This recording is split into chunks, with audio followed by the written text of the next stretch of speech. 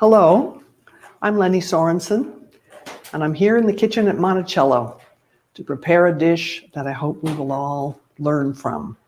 Alice, our moderator, will help us with some questions, and now we'll begin. Thank you, Dr. Sorensen. We want to start with, if you could talk a little bit about who normally did the cooking here at Monticello for Thomas Jefferson and his family. There was, over the years, quite a number of enslaved chefs and cooks. Originally, Ursula, who came with his wife in 1772. Later, I hope I'm not forgetting the names. You know, you get so confused. But later, of course, there was James and Peter. And then over that long stretch, there was Edith and Francis, who also cooked at the president's house. So they had a long range of cookery. But this particular kitchen that we're in was built in 1809. And so cookery for all of the company that came and all of the times that were done in this kitchen. And I'm actually peeling lemon peel for a recipe that's called a compote of apples. And apple compote was really a nice, easy dessert, especially in the fall, because, of course, there were a lot of apples at Monticello. And you could use apples, you could use pears, you could use other fruits, and apple compote could go into other desserts, which was really nice because dinners in that era always had easily 3-4 meats, a soup, made dishes, which are things like vegetables that have been sauced, or macaroni, which was a very, very popular menu item here. And how we know it is not from menus, but from the order books. Jefferson kept track of everything that he bought. And so these, the farm book and the order books, the memorandum books that tell us what came here, gives us an amazing notion of what the foods were that were served here, because they're just astounding. And, you know, when you buy macaroni at 60 pounds at a time, you'll like macaroni. That's what I figure, right? So you had those kinds of dishes, and then you always had several kinds of desserts.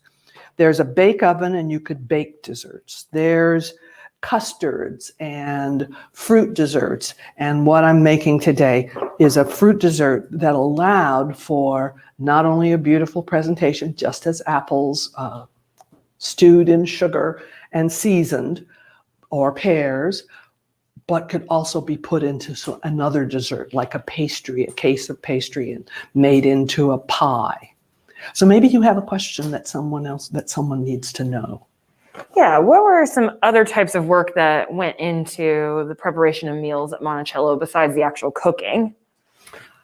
Well, everything led up to the cooking. You had, well, somewhere the food had to be raised, grown, harvested. And because of the times, it means that there was food coming from all over the world. I'll give you an example, and I think we have maybe even here enough to really to give an example. If when the ships came in from the great Atlantic world of trade from the South Seas, they brought with them from the Caribbean allspice, from the South Sea islands, Southeast Asia, cinnamon. So those came from a long ways. If you had tea with dinner, of course, it came with tea. The lemons themselves came from the Caribbean and had to be shipped in, because certainly nobody was growing enough lemons here for the amount of lemons that the very elite used. Lots and lots of lemons in their desserts. It was a very, very popular taste. Then you had regional, something that might come from another farm, from Richmond, from Annapolis, that kind of thing that had to be shipped in. And again, those were things like brandies and other spices and cheeses both sharp and cheddars and other varieties. Things that came in, like I say, from the European market. That macaroni, that was shipped across the sea and brought in here. Then you had, of course, what was grown on the plantation. And that was a wide range and very seasonal. So as in seasonal, we have here pippin apples grown here. And I was interested to see there's both these very green ones, and then there's these ones with this nice red, and they're hard, crisp keeper apples. And then we have a pear, probably a sickle pear, that feels real hard, but would poach really nicely into a nice firm taste. Not, it wouldn't get real soft, so it would be really luscious to have, sugared and spiced. The garden itself produced so many vegetables that could be used again seasonally. In the springtime, you had peas, and in the fall, you had pumpkins. And in between, you had greens and lettuces and beets and just a huge variety that could be harvested. Then, during, I'm going to proceed here, or I'm never going to get done, as you can tell here. During Jefferson's stay at the White House, he would come home in the summer for a vacation, and he would need to eat, of course.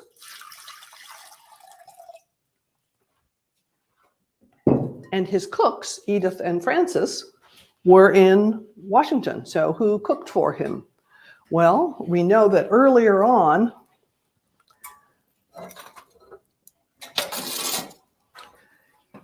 in the 1790s, James Hemings had come back with him from Paris and came to Monticello to teach his brother Peter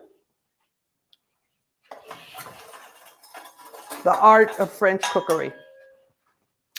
And that's part of what these stew stoves are for. They are a kind of stove that, well, as you can see, I can stand up at it. I don't have to bend way over to cook.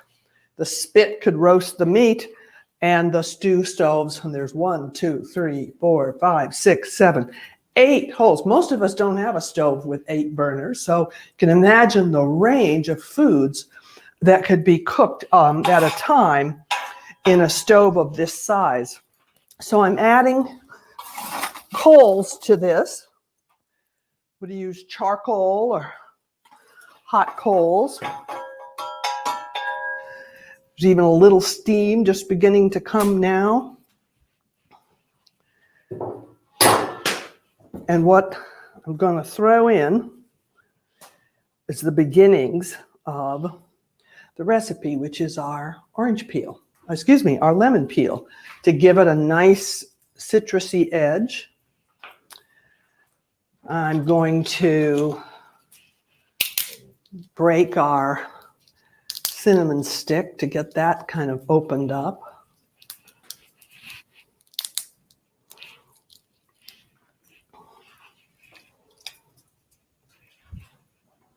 And I'm going to put in a nice handful of allspice, which is a Caribbean spice that really was very, very popular.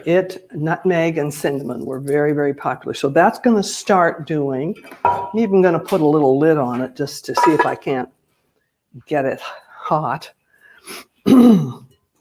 And I'm going to put sugar in this water now, because part of what's going to help keep these apples from getting too brown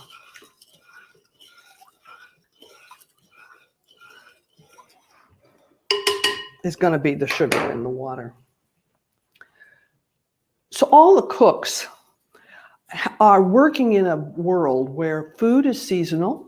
It comes in from many kinds of places, depending on the level of the plantation and where people live, and with these very elite, high gentry tables, the food was very fantastic and was expected to be fantastic. And from everything that we know, the Jefferson dining table was fantastic, which tells us that the cooks were fantastic. That's how you know that the stuff was really good. So even though this seems like a very simple dessert, it still has all those, hits those notes of lusciousness and taste. Well, we've got a question from our viewers, from Chester, who would like to know what sort of food the enslaved people were eating. It often depends, in many cases, on where are we talking about.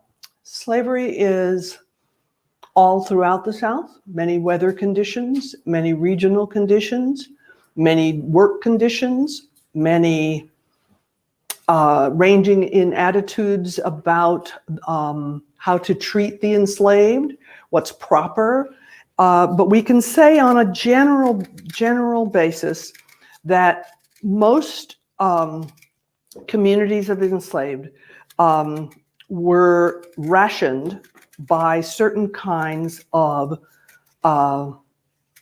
foods, and they would be cornmeal, salt pork, some salt, occasionally molasses, and maybe during the harvest seasons for the men, a little bit of whiskey just to work through. Okay, and that's, as you can tell, that's not a lot. It's hard to live on.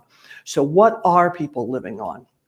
We have the most fortunate document that comes to us from Monticello of, I remember I said Jefferson would come in the summer from the White House, and he would reside here for 2 or 3 months. And he didn't yet have that big, gorgeous garden that we all adore now. It was, the enslaved community had their own gardens. And we have a 4-year record of the foodstuffs that he bought from the enslaved people. They're everything from chicken and eggs and greens and cabbages and peppergrass and cucumbers and more eggs and more chickens and more greens and more cabbages. Just an astounding, and just over and over, occasional fish, a big box of hops from a hops plant, some unusual items, but mostly these very staple items that are going to go in onto the table. So we know that the enslaved had prolific gardens that they kept. How much they chose to sell rather than eat, we are not privy to that information. We certainly know that people traded and bartered in many ways about food, but within that little those little pages that give us that little look at their gardens, we see an astounding range of foodstuffs that were grown commonly by the people here. So I'm being a farmer and being a gardener, along with being a cook, I'm quite willing to extrapolate that many enslaved communities across the South, if they had any opportunity at all, kept as full and rich gardens as it was possible for them to do. And that indeed is what helped see them through and past the paucity of that cornmeal and that salt pork and that salt. We have another question from our viewers, wondering what did they do with leftovers since there was no refrigeration? Well, that's a very good question, because what people did was the cooks were in charge of repurposing. You had not only that dinner that the bell rang at 2 or 3, depending on the weather, and everybody came together. That's the main meal of the day. But remember, you had breakfast. And at breakfast, Margaret Baird Smith tells us that here at Monticello, they had cold ham sliced. Well, I've always figured if you have cold ham, you got hot ham at some point, right? So There's a constant turning of things being prepared. It's like, I'm going to use a modern analogy that I hope will hold up, somewhat like a very fine kitchen in a B&B, in which there's a number of people that live here all the time. There's guests coming in periodically, and everybody has to eat not only breakfast, but dinner, and then tea or supper. And so most things would get repurposed, cut into, made into smaller things. Certainly the cooks and the scullions were not the people who got to eat those leftovers. All of those foods used far too many spices and brandies and sugar, all things that were very expensive and were not going to be part of the regular, the diet. So it's possible. You know, all of us who work in this field, I think, have thought long and hard about how this might work. In these very elite homes, this food didn't go to waste. The house mistress, her job was to keep it counted, keep it contained, keep it parsed out, to make sure that whenever the table was set, it presented a picture, a presentation that was equal to the status of the person there. I mean, that was her job, was to be able to do that. Now, out in a brand new plantation just carved out of the wilderness in western Arkansas, where they haven't built a big house yet, and they're still living in essentially a log house, and they haven't made their first crop of cotton yet, then food might have been pretty simple for everybody. How big a garden did they have? How big of an enslaved staff did they have? Were they using their enslaved laborers to really open the ground and plant that crop while only having one or two people in the house to work? Those are variations that within letters, journals, diaries, and others, we can sometimes be able to suss out. I use as a guide, a very important guide, is Mary Randolph's 1824, The Virginia Housewife. Part of it is that she was the sister-in-law of Jefferson's daughter, which puts her in this place and in this time and in Richmond. But it also, she was a woman who was immensely capable in the kitchen. And there are not that many white women of this elite class who could have said that, or about whom we could say that. And her cookbook is addressed to particularly young housewives that are going out to keep house for the first time in a nation where many of them are, for the first time, they're not just setting up a plantation next door to their mother or their cousin. They're now 400 miles away in Virginia or 900 miles away in Arkansas. And they need to know this detail so that they can work with and supervise their enslaved staff. Now, because of her very detailed understanding of food, and I would say really liking of food, her recipes are not just merely this, mix it up, put it in a pan, which are some of the kinds of recipes from the 19th century that we see, and we wonder, well, how much and why did they do it that way? And she is much more likely to tell you, why do you do it that way? What is its use? Everything from beef, how to salt it, all the way to pumpkin pudding. Stew a fine, sweet pumpkin till soft and dry. Rub it through a sieve. Mix the pulp with 6 eggs that have been beaten quite light. Okay? 1/4 pound of butter. 1/2 pint of new milk. New milk, not old milk. New milk. What's new milk? That's milk that's just been milked. The cream hasn't risen, so it's the whole milk. Okay. Some pounded ginger and nutmeg. Oh, does she love spices? And uses herbs and garlic and chervil and savory and just a very rich amount of foods.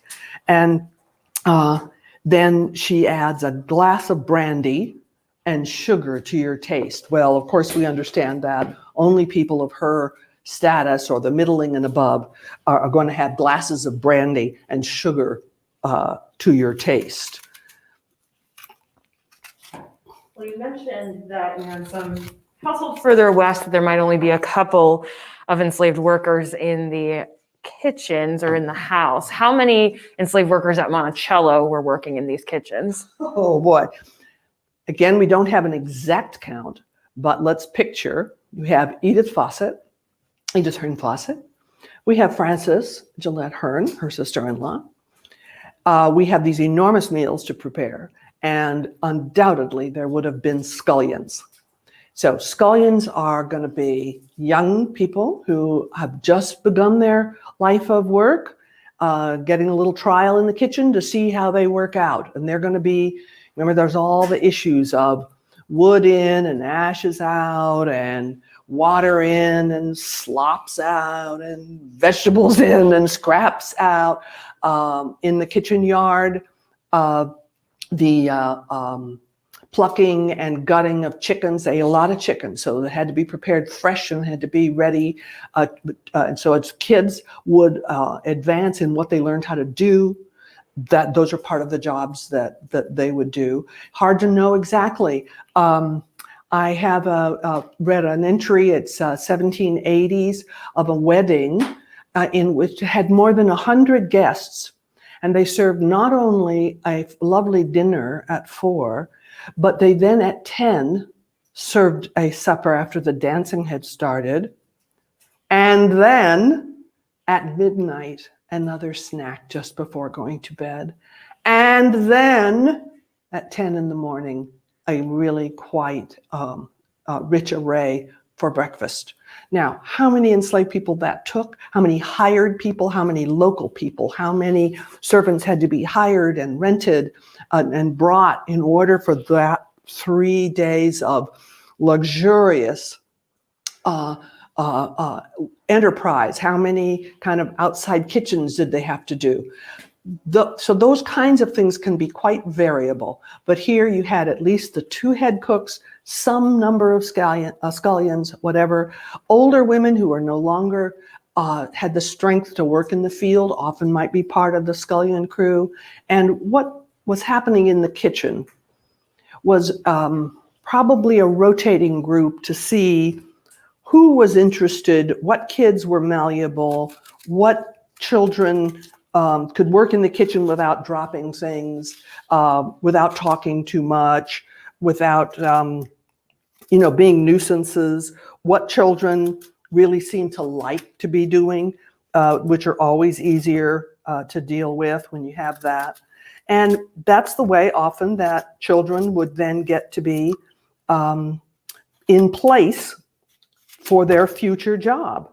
And I think that may have been how Edith certainly was able to be chosen to go to the president's house when she was 15, is that I think she may have been a scullion here in the kitchen when James was teaching Peter, and that would be in the early kitchen, the South Pavilion kitchen, which has now been archaeologically restored and is just an astounding look at the evolution of a kitchen, and that her skill came out of that learning, her familiarity with French terms, because naturally James would have been using French terms about the French cookery to his brother as he taught him.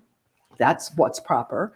And then Edith goes into a setting with a French chef who didn't speak English that well. And she would have been expected to know those things, to be familiar. So those are my speculation, informed speculation, I hope, about how she was chosen. But she also must have been chosen for her skills, because when she came back, and Frances came back, she had been cooking in the president's house for 8 years. She had,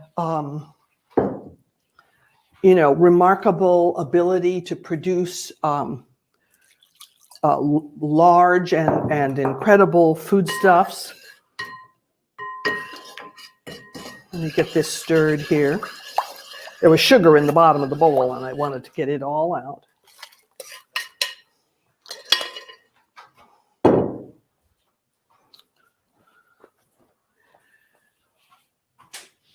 And then she worked in this kitchen for many, many years through the death of Jefferson.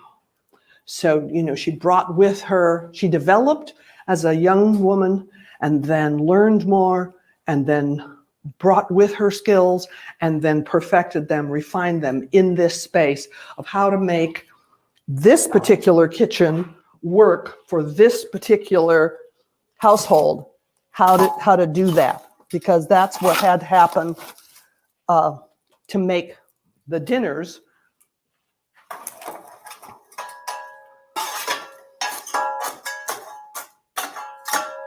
fabulous. In this hearth, I'm using hardwood for this. They would have used charcoal, but our modern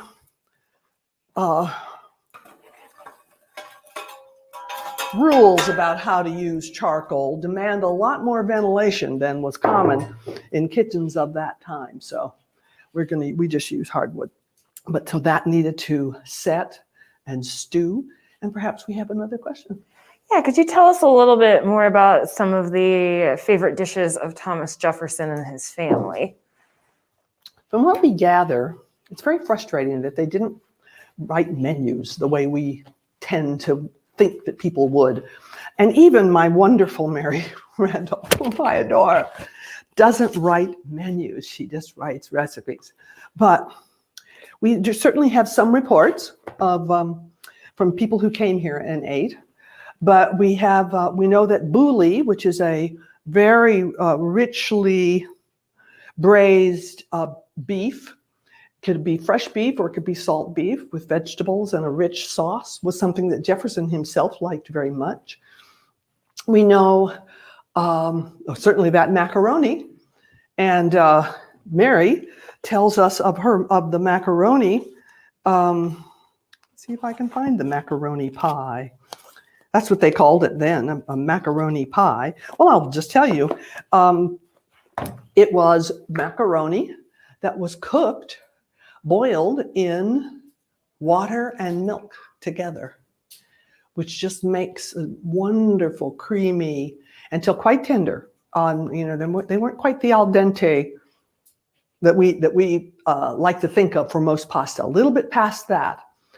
And then it was literally just layered with butter and cheese in a pan and baked. And it is quite wonderful. The milk adds just an essence or a taste to the macaroni that's really quite nice. And I make it really often. And I've made it here too, which has been a lot of fun. So that we know must have been common, a side dish that was common. People here loved probably seasonally oysters. They liked fish, and a fish dish or a fish soup would have been very common. Always several meats. So there would have been the bouli, which could be either considered a soup or a meat. A fish, a chicken dish, and again, a roasted chicken with that kind of presentation, or it could have been a made dish where there was a very popular and common dish that's called Virginia chicken pudding. And you find it in a number of Virginia collections of recipes of the 18th and 19th centuries. And it was of a poached chickens that had been, so it was nicely tender, cut up in pieces and nicely tender, no bones, over which was poured a batter of cream and eggs and butter and flour, and then baked till it just gets real poofy and beautiful on the top, kind of like a Dutch baby.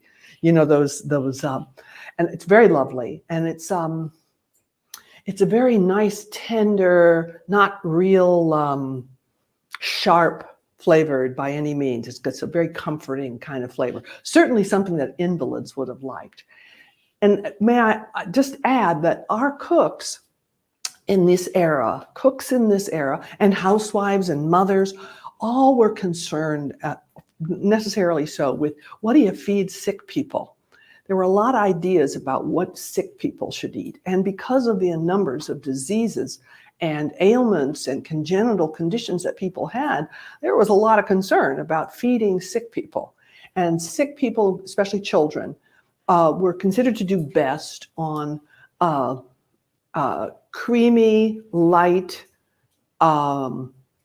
bland kinds of diet. So everybody in the kitchen was kind of primed to be ready to make those additional dishes that might need to go upstairs to an invalid on the same day that you had 17 people or 19 people or 27 people for dinner at the dining table.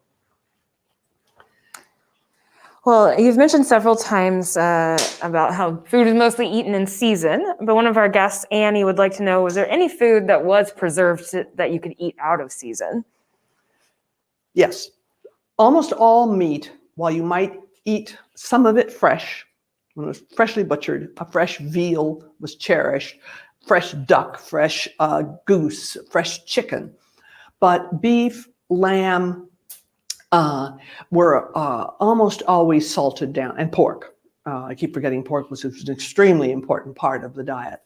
Was almost always salted down, cured, smoked, dried, or in the case of beef, cured in a brine, which meant that when you were going to have that bouilli or use that beef, you had to pull your chunk out of the brine and parboil it or soak it in cold water, maybe overnight, and then throw that water out, and then parboil it and maybe throw that water out.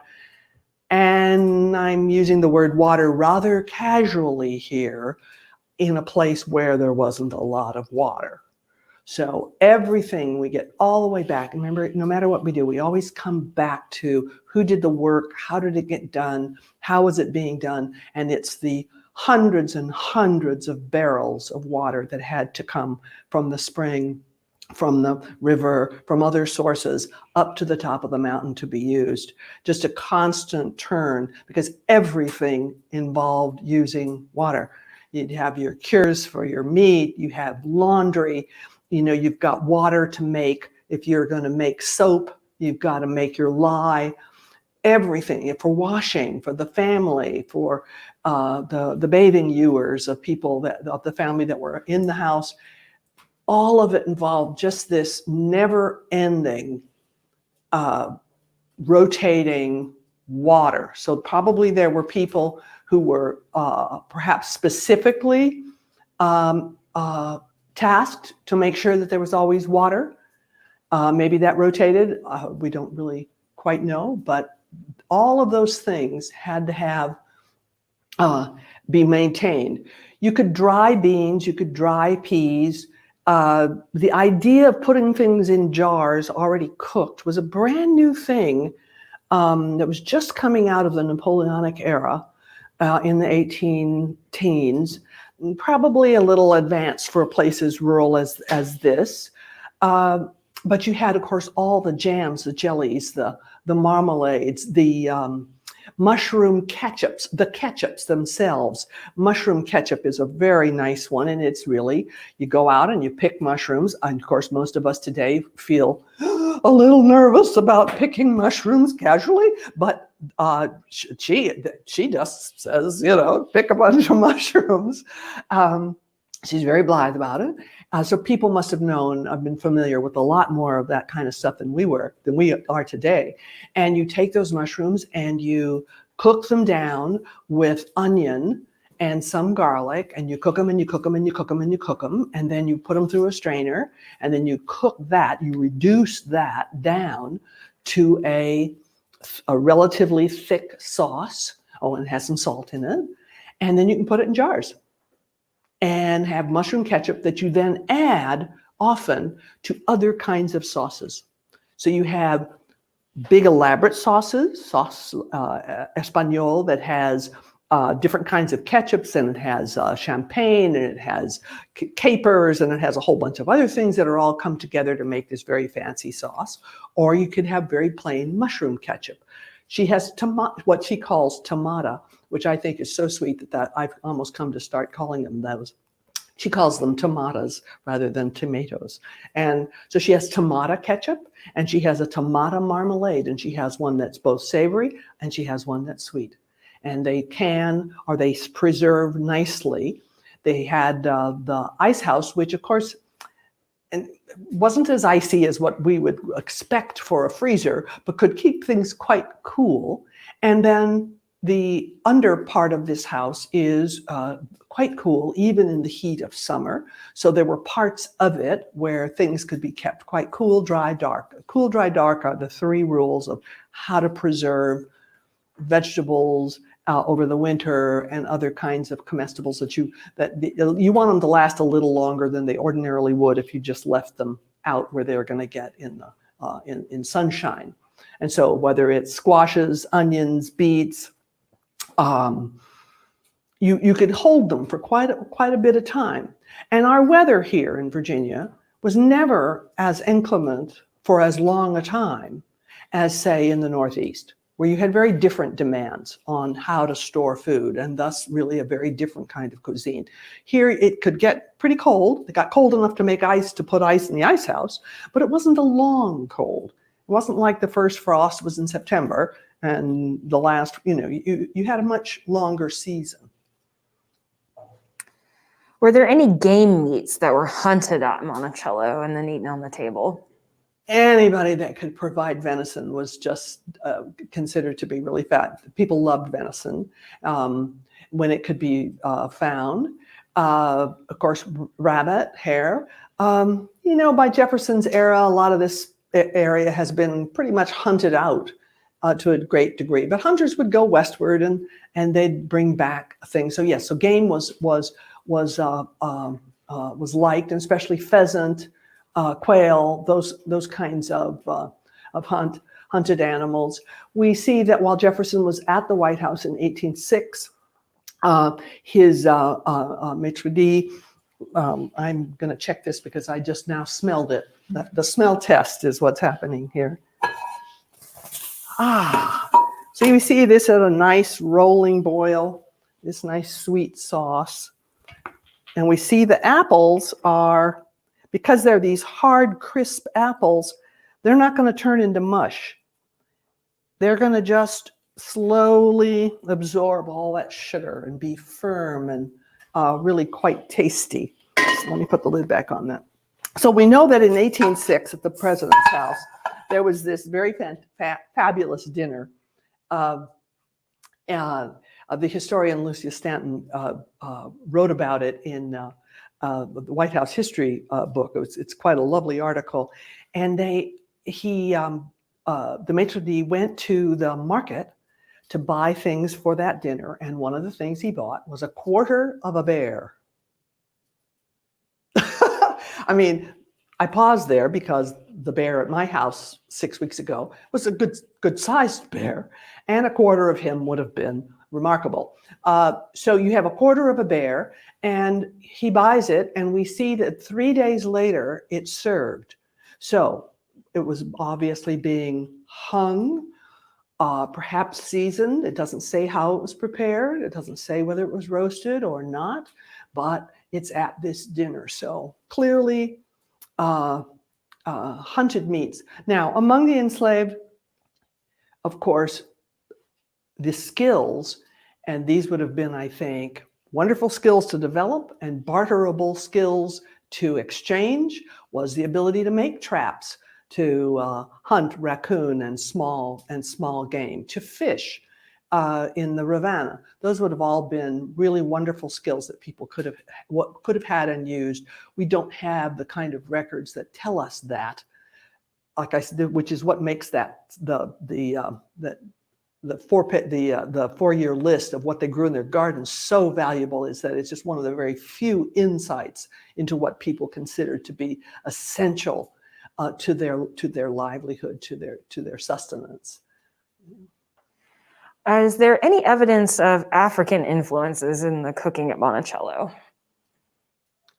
Well, he grew okra, and they cooked okra. Mary Randolph has 5 recipes that use okra. Okra soup, an okra and tomato dish that's really quite luscious. It's sliced tomatoes and with the okras, the small okras laid in a beautiful circle around the top and then just slathered with butter and cooked until it's tender, an okra soup. So they're using these things. She's got a beautiful recipe for field peas, which would have been the bigna.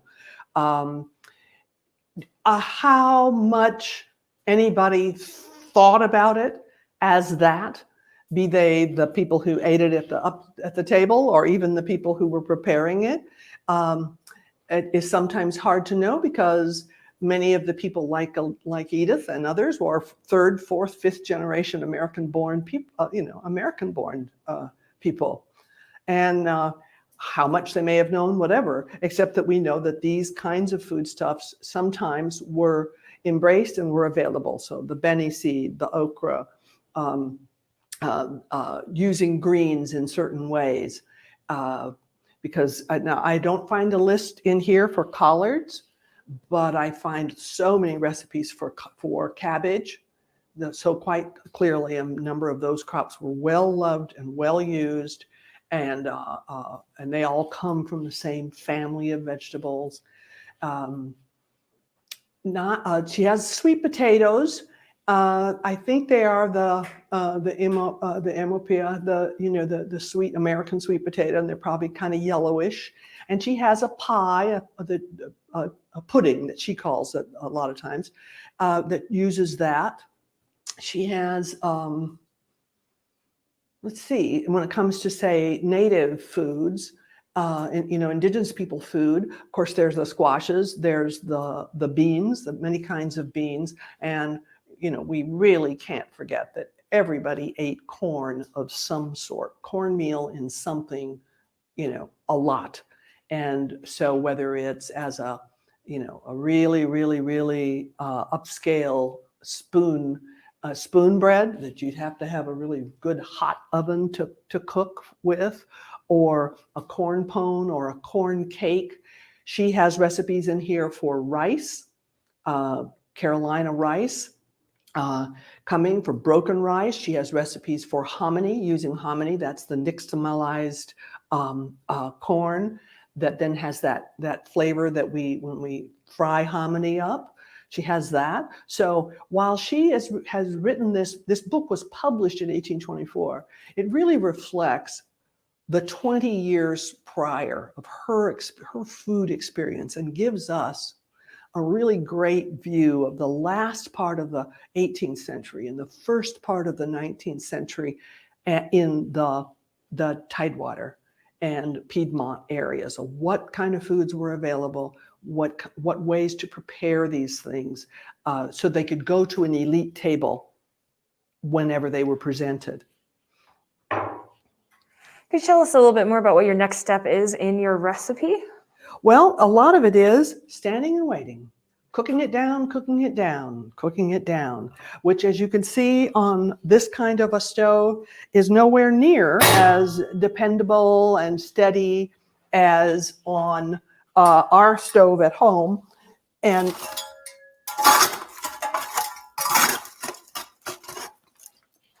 that has to do with keeping the heat consistent and letting it cook down and cook down and cook down. The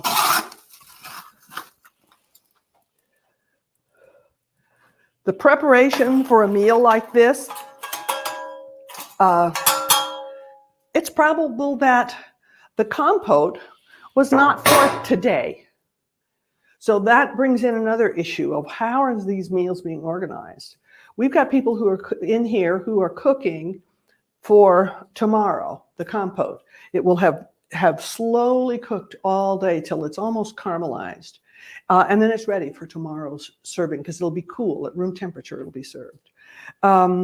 We've got, we need to make some apple sauce or jelly. Oh, and yes, we're working on this sauce that's going to go and be put away because this just came in from the garden. And oh yes, don't forget the tarragon vinegar. How are we doing for vinegar? Do we have enough? Do we have a big barrel, 40-gallon barrel? Is the tarragon at its finest in the garden? When that's ready, somebody's got to go out there, pick a bunch of it. They've got to find the right jug or jars. That was a favorite flavor of Jefferson for his dressing.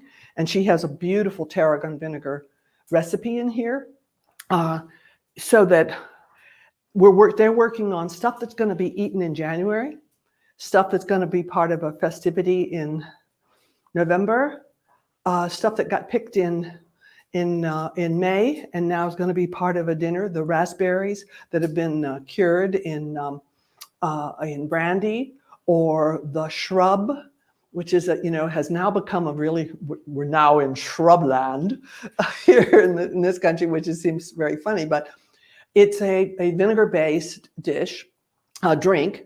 And how you make it? Well, you're going to make it with the raspberries and the strawberries and the blueberries, usually, and not usually mixed, but separate. And then you're going to add sugar to that, and then you have that ready to make a cordial, to add water to it or ice to make. Now, in its first iteration, which is when you have macerated the fruit, that's, mashed it all up with your vinegar, let it sit.